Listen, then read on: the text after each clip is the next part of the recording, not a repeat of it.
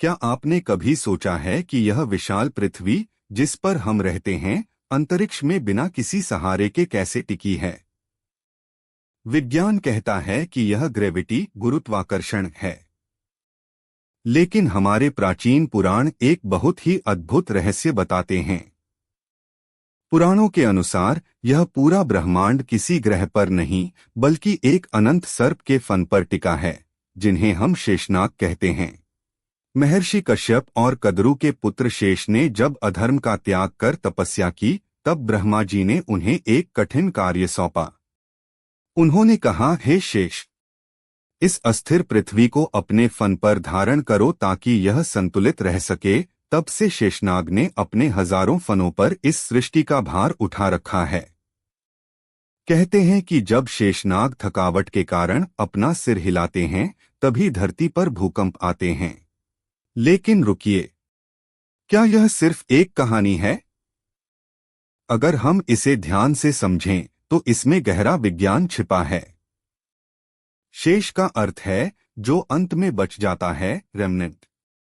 जब प्रलय आती है और सब कुछ नष्ट हो जाता है, तब भी जो बचा रहता है वही शेष है।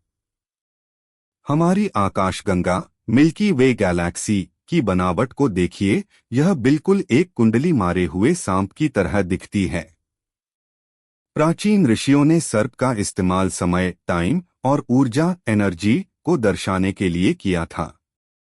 ब्रह्मांड का आधार कोई भौतिक खंभा नहीं, बल्कि वह अनंत ऊर्जा है जो कभी खत्म नहीं होती।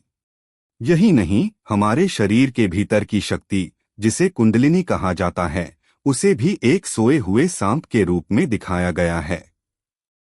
इसका मतलब है कि जो शक्ति पूरे ब्रह्मांड को संभाले हुए है, वही सूक्ष्म रूप में हमारे भीतर भी मौजूद है। जैसे सांप अपनी केंचुली बदलकर नया जीवन पाता है, वैसे ही यह ब्रह्मांड भी बार बार बनता और मिटता रहता है। तो चाहे हम इसे विज्ञान की भाषा में कॉस्मिक एनर्जी कहें या पुराणों की भाषा में शेषनाग, सच यही है कि यह सृष्टि एक अदृश्य और अनंत शक्ति के संतुलन पर टिकी है। हमारे पूर्वजों के पास ब्रह्मांड को देखने का एक बहुत ही गहरा नजरिया था। अंतिम संदेश आपको क्या लगता है? क्या शेषनाग की यह कथा सिर्फ एक कल्पना है या कोई बहुत बड़ा वैज्ञानिक सच? कमेंट्स में अपनी राय जरूर बताएं और ऐसे ही रहस्यों के लिए सब्सक्राइब करें।